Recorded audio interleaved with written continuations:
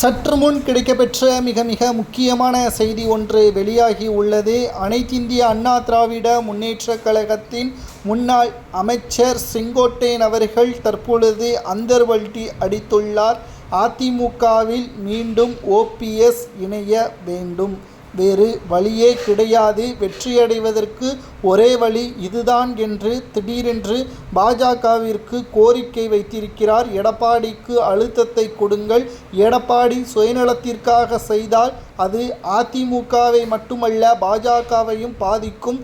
புதிதாக கட்சிகள் உருவாகிவிட்டது, ஓட்டுக்கள் முழுமையாக யாருக்கு செல்லும் என்பதை கணிக்க முடியாது. ஒட்டுமொத்த எதிர்பார்ப்பும் சட்டசபை தேர்தலை எதிர்நோக்கி காத்து கொண்டிருப்பதால் களத்தில் இறங்கி தொண்டர்கள் மிகவும் சிறப்பாக செயல்பட்டால் மட்டும்தான் அதிமுகவின் வெற்றி என்பது உறுதியளிக்கப்படும். இல்லை என்றால் மிகப்பெரிய ஒரு தோல்வியே அதிமுக தழுவும். கடந்த 8 தேர்தல்களில் அதிமுக தோல்வியேதான் தழுவியுள்ளது. அதேபோல் இந்த முறையும் அதிமுக தோல்வியேதான் தழுவும் என்ற தகவல் தற்பொழுது கிடைக்கப்பெற்றுள்ளதாக செங்கோட்டையன் அவர்கள் கூறியுள்ளார்.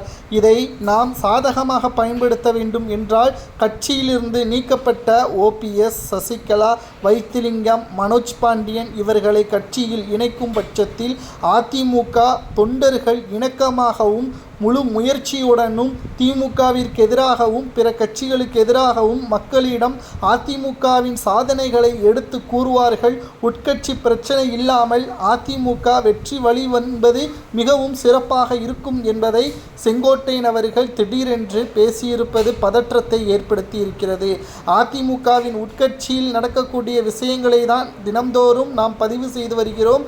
இந்த நிலையில் எடப்பாடி பழனிசாமி அவர்களுக்கும் செங்கோட்டையனுக்கும் இருக்கக்கூடிய பிரச்சனை ஏற்கனவே தலைவிரித்து ஆட உள்ள நிலையில் மீண்டும் பிரச்சனையே வம்பிழுக்கும் விதமாக செங்கோட்டையன் செய்கிறாரா என்று கேட்டால் செங்கோட்டையனுக்கு தேவை பதவி கிடையாது. அவரது சுயநலத்திற்காக அவர் பேசவில்லை. எனக்கு பொதுச்செயலாளர் பதவி வேண்டும், துணைத் தலைவர் பதவி வேண்டும் என்று செங்கோட்டையன் கேட்கவில்லை. கட்சி ஒருங்கிணைய வேண்டும், கட்சி ஒருங்கிணைவதற்கு என்ன வழி என்பதை தான் அவர் பேசி வருகிறார். செங்கோட்டையன் பேசுவது சரியா? எடப்பாடி செங்கோட்டையன் பேச்சை கேட்டு கட்சியை ஒருங்கிணைக்கலாமா, அல்லது செங்கோட்டையின் முடிவு தவறாக இருக்கிறது, எடப்பாடியின் முடிவு தான் சரியாக இருக்கிறது என்று நீங்கள் நினைக்கிறீர்களா என்பதை மறக்காம கமெண்ட் வாயிலாக கூறுங்கள்.